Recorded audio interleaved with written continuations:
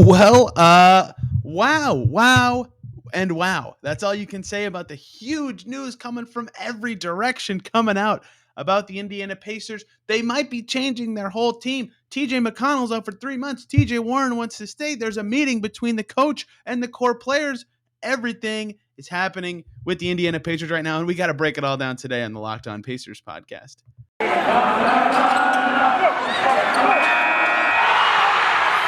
You are Locked On Pacers, your daily Indiana Pacers podcast, part of the Locked On Podcast Network, your team every day.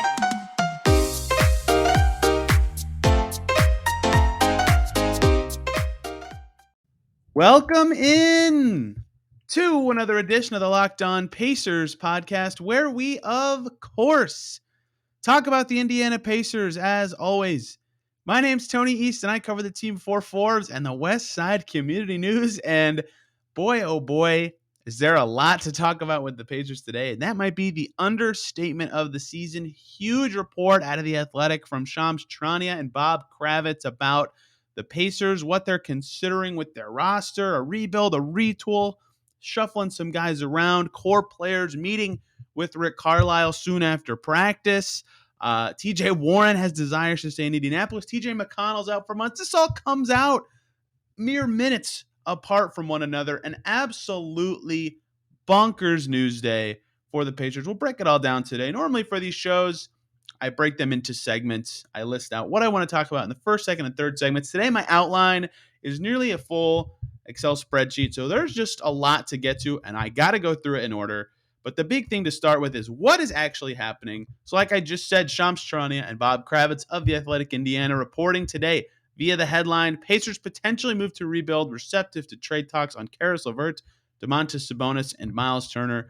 Per sources, in short, the Pacers are heading for change. They're 10-16 right now. They've had this exact group, or a very, very similar group, since the start of the 2019-20 season. Brogdon, Sabonis, Turner, Warren, Justin Holiday, TJ McConnell, all been a part of this team. Jeremy Lamb, since that summer, all still key parts of the rotation right now. That core has a roughly 500 record in 3 years, 0 playoff wins to their name, 3 coaches. Clearly, despite other changes and small tweaks, Oladipo out for LeVert, Torrey Craig in, McDermott gone, there has been tweaks. The roster has changed, and yet no improvement to show, no substance, no victories, nothing to say this is working. So the Pacers clearly have hit the point where they have decided to change, and it makes sense given all of that factors. But we'll talk about the timing in a minute. But that is the key of what is happening here. The Pacers are headed for changes, and Keeley cited in the headline and in the story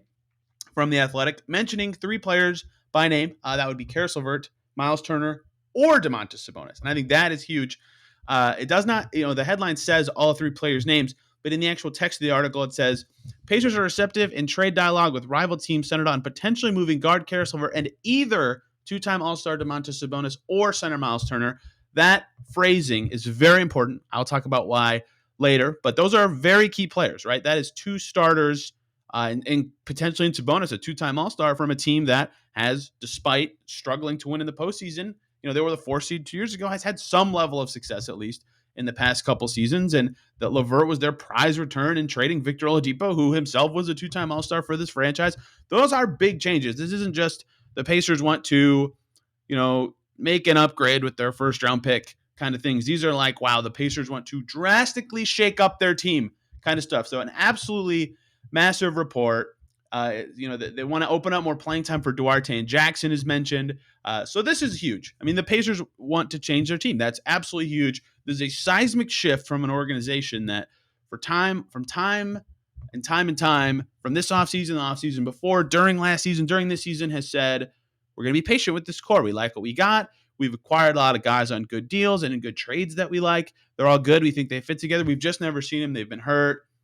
Whatever reason, LeVert discovers kidney cancer. When he's traded, he's out for a while, and TJ Warren's been out since last January with his foot thing, and Turner missed a bunch of time last year, and Sabonis missed a bubble time, and Brogdon always misses a bunch of games. They never have linked up in a way that made this team feel like they were comfortable with what they had, but it didn't matter. They were never going to be together, and when they did play, the results weren't quite good enough. So, it was time. It really was time, and this report suggests that they are ready to realize that their gambles were all maybe smart individually, but in a total package, what the Pacers are right now is not what the Pacers want to be and what they need to be, and they realize that in this market they need to pivot from what they have. The report also mentioned something key here.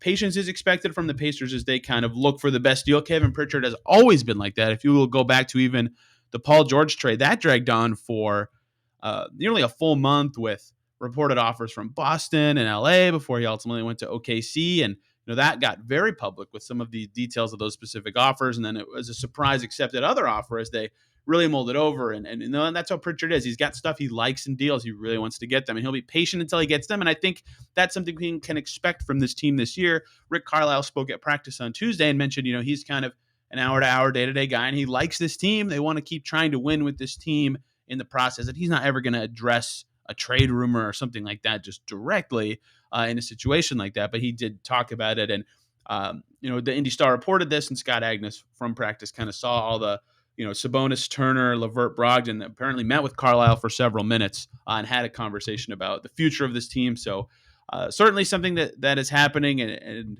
patience will be a factor here. And, maybe the urgency they have depends on how patient they are and what happens. There's some key dates I want to talk about later that will kind of fuse this. And a big part of this report and why this is happening now, and that's something I will pivot to more so in a second, but reported in this Athletic article is that Kevin Pritchard has wanted to do something similar to this before, changing up the team in a substantial way, a rebuild, retooling, whatever. But Herb Simon, the Pacers owner, the longest tenured owner in the NBA, the oldest owner in the NBA, or one of the oldest owners in the NBA, has been very unreceptive to something like that. He likes to be good and be a team that can be good in the playoffs. And, for all the stuff, for all the hate that presidents and GMs get in the NBA for every decision they make, and rightfully so, they're the face of this stuff, they're the figurehead a lot of the times, they also are working for someone else. And sometimes those directives don't match the directives of fans, and ire can come from the wrong place. And I think when you see stuff like this, that, I think we kind of know that Pritchard wants to be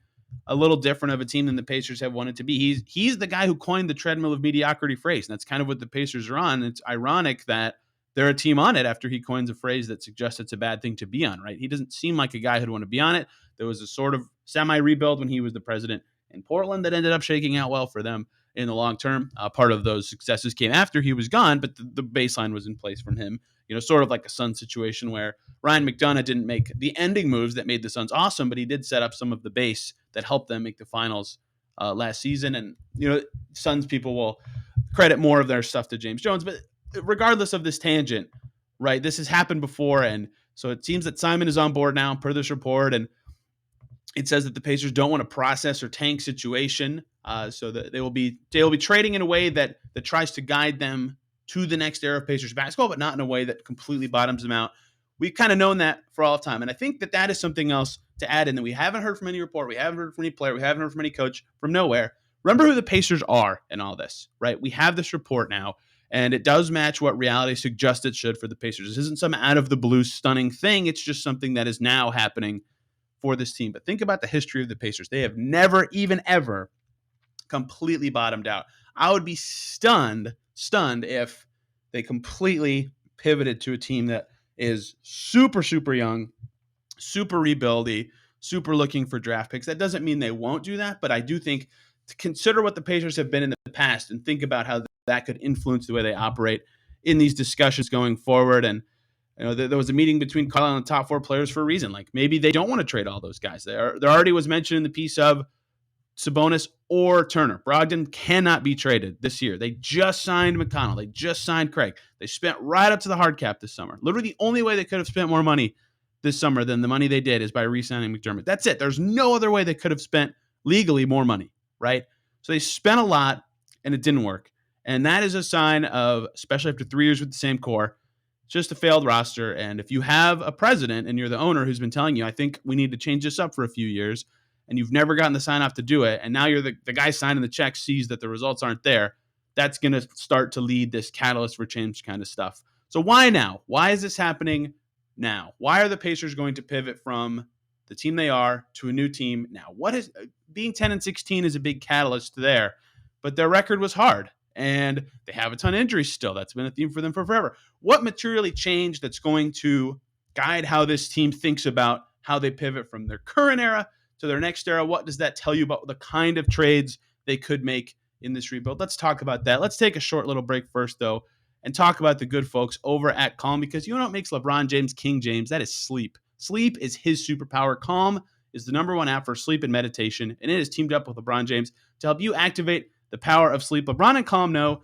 that your mind is like any other muscle in your body, but you don't have to be a world champion to learn how to train it. It can help train your brain. Calm can to help you sleep better, reduce your stress, and perform at your best, just like King James. For LeBron, sleep is a critical part of his mental fitness routine, and he says getting a good night's sleep and finding some time to rest is one of the most valuable things I can do for my body and mind. From the sound of rain falling on the leaves to bedtime sleep stories, Calm puts me to sleep within minutes, which means I wake up ready for any challenge. So if you head to calm.com/LockedOnNBA for a limited time, you'll get 40% off a Calm premium subscription. With Calm, you have access to the nature scenes LeBron loves and so much more. Again, for a limited time, our listeners can join LeBron in using Calm and get a 40% discount on a Calm premium membership at calm.com/LockedOnNBA. Unlock content to help you focus, ease stress, and sleep better. Get started. Calm.com/LockedOnNBA. That's calm.com/LockedOnNBA. Let's also talk about the good folks over at Built Bar, because it's the holiday season and you want to grab the protein bar that tastes like a candy bar, even better than a candy bar. Built Bar is filled with so much holiday goodness,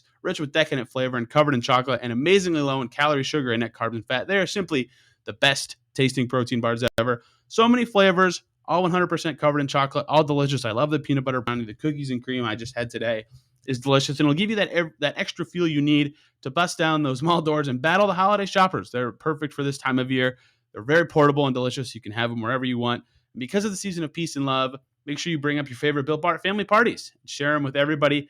You want to be friends with Santa, throw those Built Bars in those stockings. So many flavors. Everybody will love them on Christmas. You've got to try them. Go to Built.com. Use the promo code LOCKED15. You'll get 15% off your order of Built Bars. That promo code, again, is LOCKED15 for 15% off at Built.com. So why now? What has happened for the Pacers to decide that this is the time? The obvious thing is the record. They're 10-16. They were 34-38 last year. They're on their third coach in 3 years. They're paying 2 coaches now. They're paying 2 coaches last year. The payroll's high. I think that one misconception from fans is this Pacers team isn't spending. Like I said last segment, they legally the only way they could have spent more money this summer is by re-signing McDermott. That's it. There were no other ways for them to spend more money. They were legally by the hard cap. They are up to it right now. Okay, so they are spending, and they're not good. So why now? What happened in the first 26 games? I think this is the most puzzling part of this whole report to me, and why I'm stunned-ish. You know, the Pacers looking for trades is not stunning to me at all. When you're under 500 for the second year in a row in a major way, and you're paying a lot of veterans good starter money, you look for trades. You look to get cheaper. You look to retool. That's what you do. That part is not stunning, that this report exists and that this thought is coming out of the team. In fact, every summer we've heard something to this effect. They tried to get Tyreek Evans in to be a big retooling piece. Then the next summer they bring in Warren, Brogdon, Lamb. They make a huge shift that summer in the way they're playing. Then the next summer, that was last summer, they make some more changes. They bring in McDermott 2 summers ago, right? They make more changes last summer with the bringing in Duarte and Isaiah Jackson, and you know they just always kind of been a biggish thing, but never the huge thing. So what is making one of them do the huge thing now? They tried to get Hayward 2 summers ago, right? Every summer they try to or have done something pretty seismic, but why now is the time to really do the big Kevin Pritchard thing? What has changed it? Well, the biggest thing is, to me, is that Herb Simon has changed his stance. That's referenced in this piece, and that is the big part of this. If your ownership actually buys in, you can execute the plan that you've always thought was the thing, and that's what this piece specifically says about Kevin Pritchard. It says, in the past, team president Kevin Pritchard has tried to convince owner Herb Simon that a rebuild is necessary, including in 2017, but Simon demurred. Instead, the Pacers, signed some vets, and that is a big part of it. If Simon finally had something click for him, maybe it's the low attendance and second lowest in the league, both as a percentage of the stadium and number of people actually in the games, and people aren't really tuning in online or on their streaming platforms. Maybe that was a wake-up call. Why are you trying to punch it out with this team when people aren't tuning in for this team? What's the point? Maybe that's something that changed it. But the most puzzling part of this timing isn't necessarily, to me, why now, after these couple years of struggling. It's they just hired Rick Carlisle this past summer. They just hired a coach for a 4-year deal with numbers that were reported at $29 million. Rick Carlisle is not a rebuilding coach, right? He is a winning coach. He's won a championship. He's gotten teams that are led by Monte Ellis and Chandler Parsons to win 50 games. He's coached Dirk. He's coached Luka. He has an incredible pedigree. He had an incredible time with the Pacers before and the Pistons even. His resume speaks for itself. Even if he's not the coach he used to be, and he's still an excellent coach, very highly regarded by his peers, he's not a guy who's going to be ready or not ready. That's the wrong word. He's not going to be a guy who's really eager to coach a team that is totally bottoming out and totally changing. And that is what makes this timing perplexing is they just brought him in. So what in the organization since his hiring this summer, this July, has changed in a way that 6 months later they're going, never mind, this isn't what we want. This isn't fitting. And maybe Carlisle's a part of those conversations. It says in this piece that he wanted to coach this team, and so the Sabonis-Turner pairing in particular, maybe something clicked that finally made them realize it wasn't going to work. They had a brutal 4-game losing streak last week, and all the teams they lost to were good, or teams that it's not like embarrassing individually that they lost to, but it's the way they lost and the energy and the things that are happening. So a key part of this that we need to find out to properly assess what the Pacers are going to potentially do is, why did Herb Simon actually change his stance? Was it a results thing? Was it a fan apathy thing? Was it a money thing? Because that kind of influences what they do. Do they try to get cheaper? Do they try to get younger? Do they try to get more exciting? Those kind of things are hard to say without knowing what made him decide, you know what, this isn't it. Kevin, you're right. Let's do this pivot as you have decided.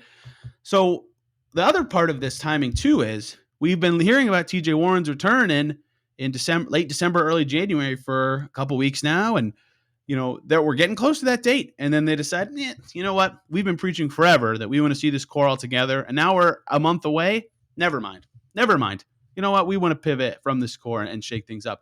The timing is all very, very perplexing to me for several reasons. And that's kind of what makes this so significant, is that right now is when this team decided to do this. And I think that means there is not pressure to do it, but that means that it is something they are heavily considering, to the point that everyone in the league knows about it, and the players need to know about it, that this team is pivoting and changing directions. And to me, the why now comes down to this. This has to have been wanted for a while within this organization, for this to just come to a head after 1/3 of a season with a new coach. That's not just something, a new coach 1/3 into the season, you don't just go, all right, let's pivot right now. Like, what if, I don't know, I can't think of a team with a new coach for some reason. Like, what if the Mavs right now were like, yeah, we're gonna totally change it up. This Jason Kidd stuff isn't working. Everyone be like, huh? What? And I get that it's different for the Pacers having 3 coaches in 3 years, but to me, this signals this has been something that's in the back of the front office's minds for a while, but it was never something that they were able to do or was signed off for by ownership. And now they finally have that, and that can be part of the why now. And the other part is, and this I think is key, and this is going to guide how I will be discussing this for the next coming months, basically up to the trade deadline. And I talked about this in the first segment. Think about the Pacers' history. Think about what they've always been. Think about what they will probably continue to be under the Simon ownership. Sure, this is a pivot in his thinking, but I think that if we think of this under the guise of a rebuild, and they go from pretty good to bad to good, the conventional rebuild is you get worse to get better. Yeah, if you think of it that way, that's very surprising with the Pacers MO. If you change that word in your head to retool, and I have a lot of evidence from words in this, from quotes from people, from what I've heard even, that retool might be a more apt word. Not that rebuild is wrong necessarily, and you can consider those words to mean the same thing, but if you can think of it as a retool, that is perhaps a more apt way to describe this, and why that is being considered right now is when you're 10-16, you can get behind a mic and say, we retooled. We think we're better, 2 years from now, next year, whatever, in a way that allows you, the stated goal in the piece is more minutes for Chris Duarte and Isaiah Jackson. You can do that now, and you have your tools that you have now acquired by retooling to be better in the future. Now, why do I think it's a retool? Because one, the piece specifically states Domantas Sabonis or Miles Turner, one or the other. If you were rebuilding, why would you keep a 26-year-old veteran, 2-time All-Star center, right? That's going to make you too good to really rebuild in the way that teams conventionally do, even if the Pacers aren't doing the process style, as this piece says, rebuild. Or in the case of Turner, right? Or it says or Turner. Like, why would you keep either center? Turner only has 2 years left on his deal. Why would you be really eager to keep him if you're really rebuilding when you could lose him for nothing? You'd want to deal him in theory, right? The reasons to keep those guys doesn't make sense if you're keeping one if you're really rebuilding. It doesn't make sense. And Karis LeVert is Also, 27 in his prime, a decent player. Like, moving off from him, also to me, it's kind of more of a retooling move after how not good he's been this season, and how other guys are meeting their expectations. He is not, right? Retooling his spot for a more consistent player, a guy that fits the way Carlisle wants to play a little more, a guy that fits with Chris Duarte more, maybe even might make more sense for this team. So I think retool is the right word. And if you look at it under that, guys, it makes a lot more sense timing wise. You can convince an owner, even a third into the season, hey, we were really bad with the same team. Not really bad. We were bad with the same team last year. We haven't won a playoff game since Victor Oladipo was healthy on this team. We need to retool. We need to change the core pieces we have. And there's a reason I've been suggesting this for a while. But look what's happened against these good teams that we think we need to be beating to be at the level we're at. We have not been able to beat them. We need to retool. And if ownership has finally signed off on that, and that would be the why now, then the Pacers will make those changes. And that's going to be a focus for a lot of the discussion of this team the next month is trades. And the obvious names are the ones I just said. And I'll talk about this a little more later in the show. But LeVert, Turner, and Sabonis all named in the piece. And those four core guys, Brogdon included with those three, all met with Carlisle after practice, right, as reported by the Star and in Fieldhouse Files as well. Brogdon can't be traded this season after his extension. But the other three guys, they're going to be in tons and tons of trade discussions for a reason. Turner's been wanted by a million teams for forever. Lakers, Celtics with the Hayward stuff, the Hornets, the Timberwolves, the Cavs even for a little before they got Mobley and Allen. Like, so many teams you could go on have inquired about or made offers for Turner. Sabonis is a two-time All-Star and is awesome. Vucevic returned a big haul last year in a similar situation. The team needed a center or a big kick in the pants. They went for that guy, and it really has helped the Bulls. And look how established they are now by doing something like that. LeVert has fallen off a little since joining this team. Discovering the cancer on his kidney kept him out for a lot last year. It took him a while to get up to speed. Just when he did, health and safety protocols, he misses the rest of the season. This year, back pains making him play worse, and all that stuff adds up to him being less valuable. He's been injured for his whole career. He's been playing worse, right? But those three names are big names, and those will be the three biggest names mentioned with trades to the Pacers. And those guys will all be in demand by contenders. And the good thing about most of those players, from a fan perspective of the Pacers, is they all have a lot of value in a way that can fetch the Pacers something good. And we know the Pritchard MO. He likes to acquire guys who are in their prime or younger and under contract for several more years in exchange for his players. That has always been what he does. When he traded Paul George, Vic for 4 more years, Sabonis for 3 more years, plus restricted free agency, right? That was one of his big trades. Traded for Brogdon because he knew he could have him for 4 years, right? I don't think they would have relinquished the first-round pick in that sort of deal if they couldn't do that. They traded Vic for LeVert, who had 3 more years on his deal, right? All his big moves, that's been his MO. And I would expect something similar with any deal going forward. But those aren't the only 3 names to focus on. Jeremy Lamb, expiring contract. Rumors about them wanting to trade him this summer. Not even in the rotation when the team is fully healthy. If you're retooling, this guy doesn't even play for you when you're healthy. He's definitely struggled to be effective at times. You've already had him in trade rumors. He's still helpful. He can help another team, but he doesn't really have a role on your team. He seems like a very obvious name guy that could be moved. Justin Holiday, if he's not going to be this awesome shooter for your team anymore, or you really like Keelan Martin and O'Shea Brissett, who are both younger and have played a lot in the rotation recently, maybe you try to move on from Justin Holiday, who can fetch you something from a contender. He would fit on any team. TJ McConnell, they just re-signed. They can't even trade him till January 15th. We'll talk about some key dates in a second. Maybe they think about moving him as a backup point guard, right? Like, he's on the team for 4 more years. He's got a deal. He's a valuable player and a locker room guy, but they've been poor in his time here. They have not won a playoff game in his time here. Who's to say they don't look to move every vet? Now, his injury, which I will discuss in a minute, is another confounding factor here. Who's to say they don't even look there to make a move? I mean, that one is a little bit of a stretch, but any of these vets, basically, sans Brogdon or whatever center they decide not to move, and TJ Warren, who has not returned, although him being out for so long makes him very much less likely. I think everyone else you could, besides that isn't young, you could make a case that they have value to other teams. Torrey Craig, 2 years left on his deal, great contract, very valuable defender.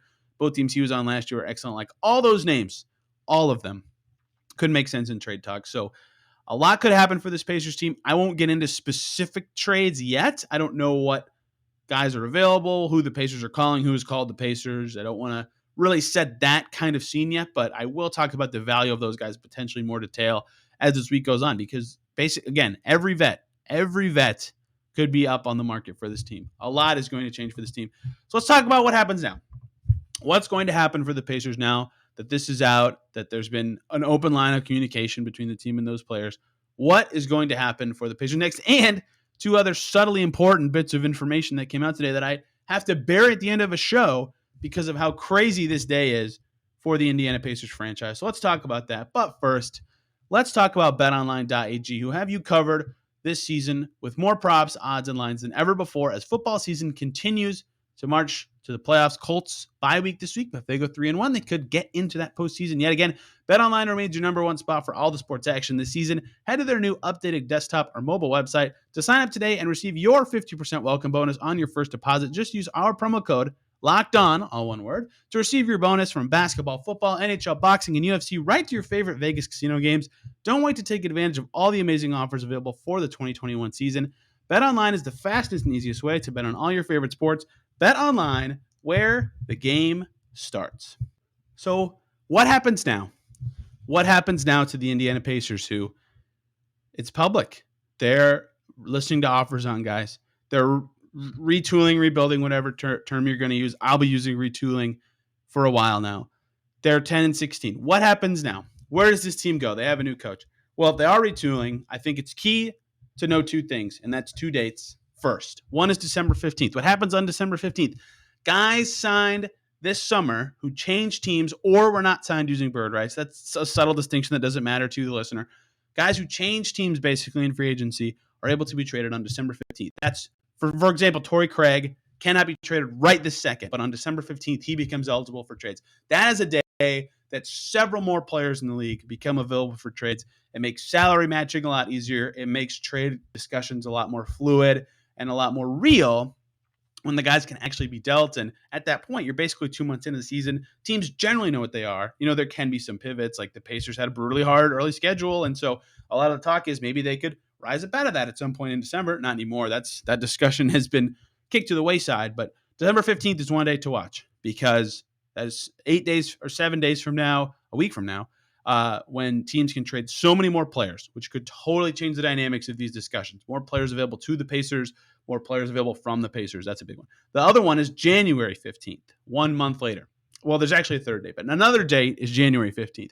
That is when guys signed using bird rights or re-signed by their own teams can be traded. That's TJ McConnell's deadline for him to be trade eligible, because the Pacers used his bird rights to sign him over the cap this past summer, right? So he cannot be traded until January 15th. His injury makes trading him much more complicated. He seems like a less likely guy to be moved anyway, as a great locker room guy and community guy, but that is the date he can be moved. And that is the official date, essentially, that anyone in the league can be moved. And just before that's the last key date, the league-wide cut-down date on December 10th officially, but you have to cut the guy by the 7th for his salary to be off your books by the 10th. Why does that one matter? Well, the Pacers, that matters for two reasons. One, teams kind of make some trades just around that time to like clear roster spots for free or to save some money sometimes, as opposed to cutting players.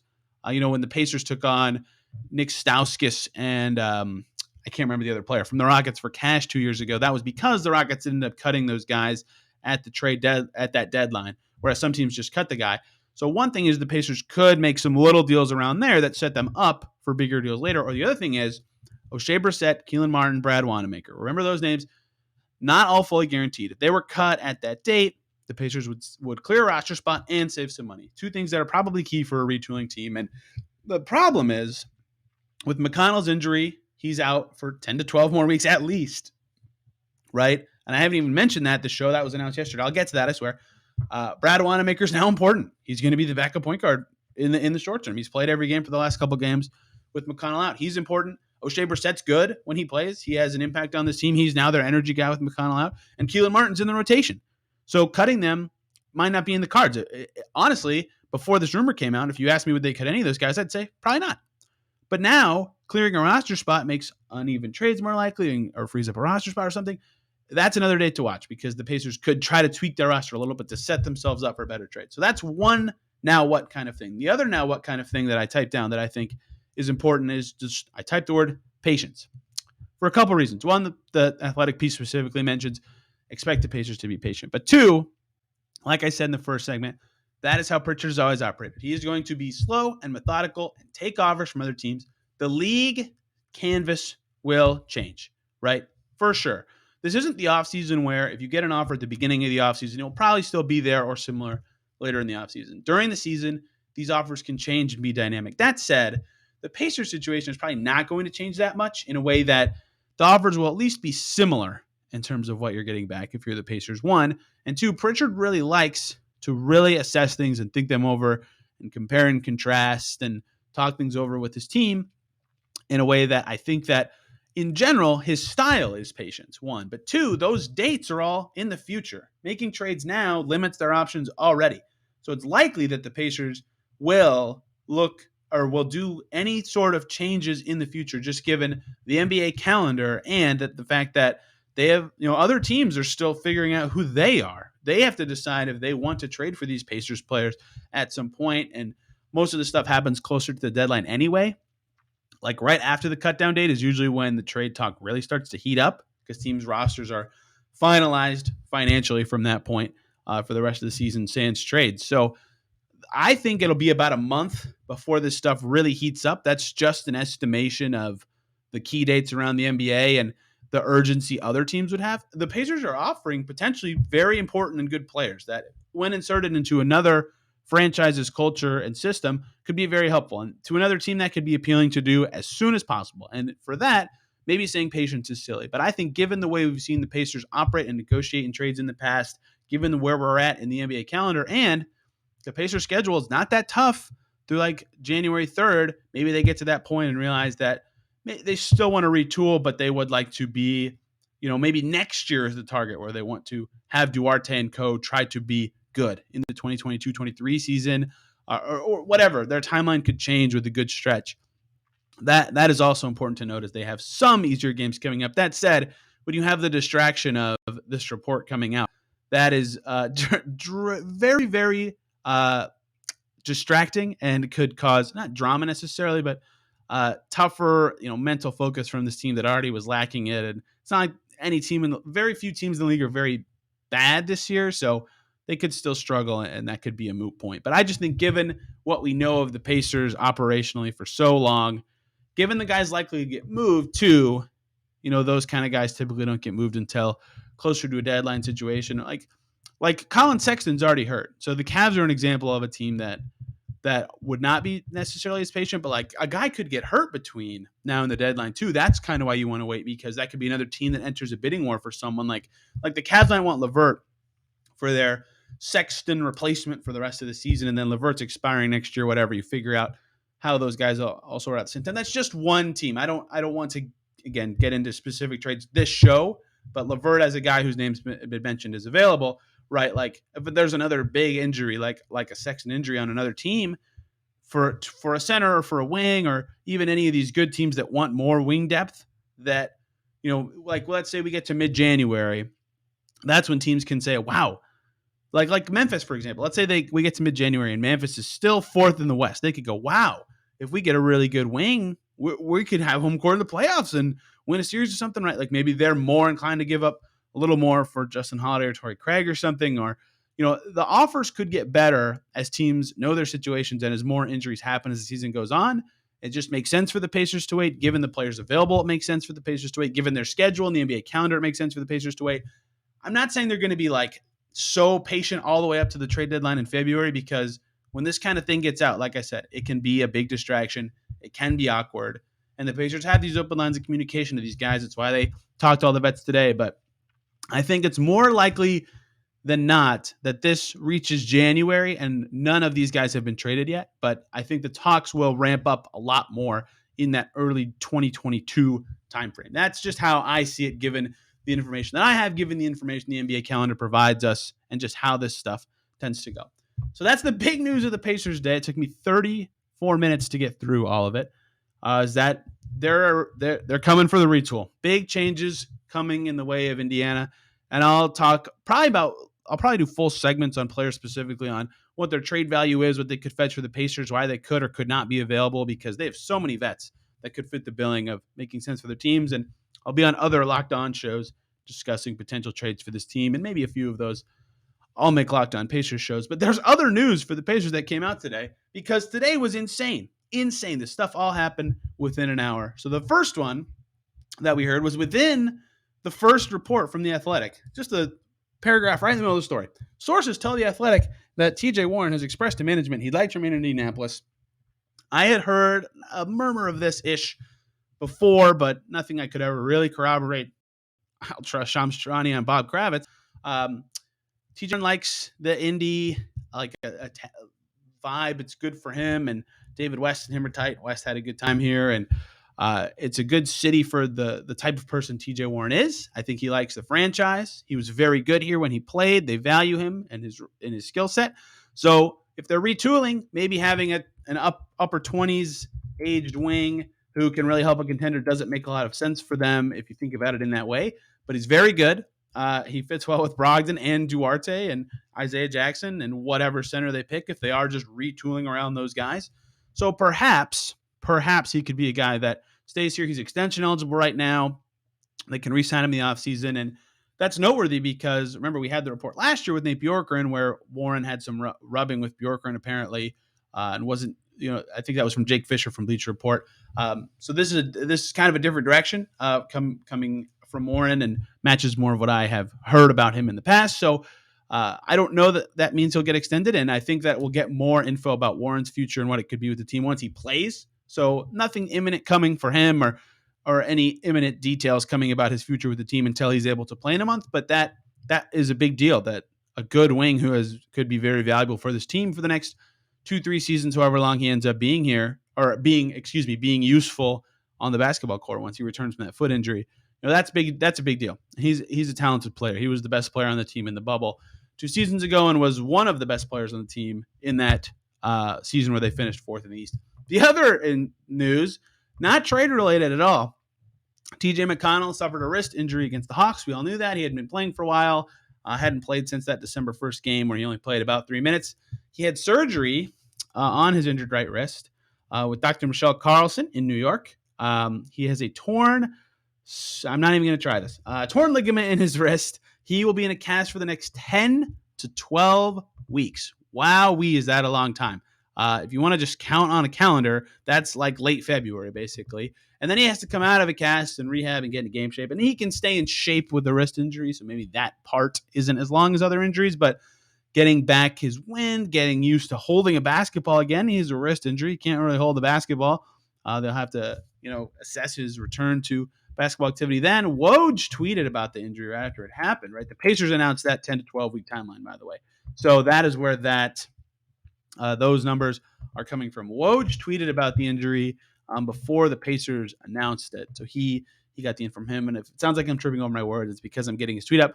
It said, expected to miss several months per Woj. McConnell could be lost for the rest of the season. So it sounds like even after that 12-week span, he'll have to spend some more time getting ready. So his return this season could depend on where the Pacers are at the time he returns, if he's even still on the team. That's a huge blow, right? He is very valuable for this Pacers bench, and I talked about this with Alexa Ross on last Friday's podcast if you want to check that out.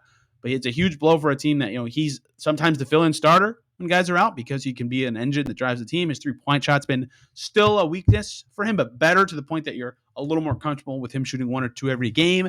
He drives that second unit in a huge way. He's the reason some of those guys who can't create their own shot can be effective on this Pacers team. So many games. There was a stretch of time when the Pacers got this season back on track when they were about 6-8 and had won 3 of 4 where McConnell was their best player for a 10-day stretch. He was excellent. I wrote a whole piece about how good he was. So without him, they're going to be a worse bench.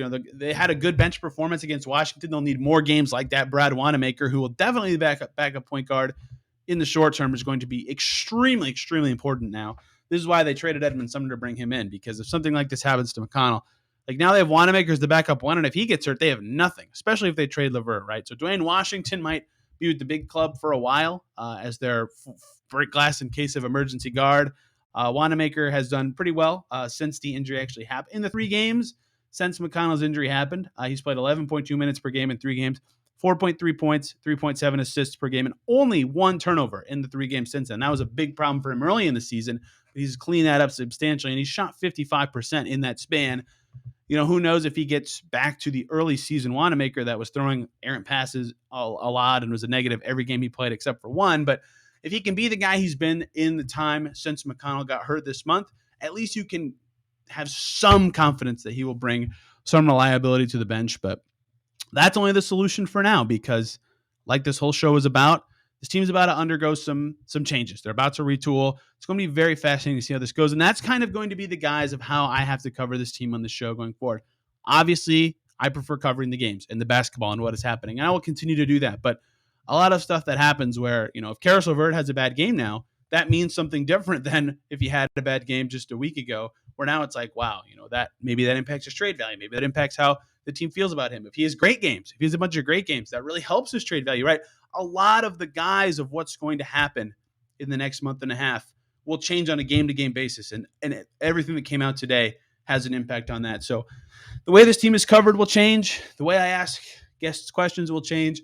The way I have to do game recaps will change slightly. And I will still do my best to make this a basketball podcast about the Pacers playing basketball games. But this story is something that will linger and be a part of this team and their fabric. Unfortunately, it's a distraction of that level for the next month, maybe 2 months. The trade deadline is February 12th, so just over 2 months from now.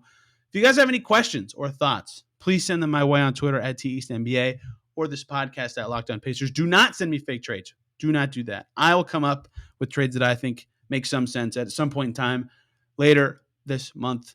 Valuing players midseason is very difficult. It's not worth anyone's effort to try to waste our time at this point in the season. So they play the Knicks tonight. I was going to talk about that. It's kind of a key tiebreaker game. If they can beat the Knicks, they would at least clinch a share of the season tiebreaker with New York. But who knows what the Pacers are even thinking with playoffs. The Knicks are also out of the playoff picture right now. I mean, it's hard to even think that way at this point. But they play the Knicks. They beat the Knicks once. They lost the Knicks once. Depends which Pacers show up. Depends how much this can be a distraction. The story from that game is going to be extremely fascinating. We're going to learn a lot about the Pacers tonight. So tomorrow we'll be breaking down that game and more of the stuff from this report and comments from players after the Knicks game will be huge in determining kind of the thoughts about the team and the next steps. So stay tuned for that. This is going to be a long, ongoing story with a lot of new subplots. And also this week, I'll be on Locked On Raptors with Sean Woodley to discuss some Pacers-Raptors trades. Sean has some questions for me, and Locked On Kings with Matt George, who also has some questions for me about the Indiana Pacers and presumably other shows as well. So thank you guys a ton for listening today. I hope I covered all this news in the way that made sense for you and helped you figure out what's going on with this team. And I'll continue to do so going forward. So thank you guys for listening. Have a great rest of your day, and we will see you tomorrow.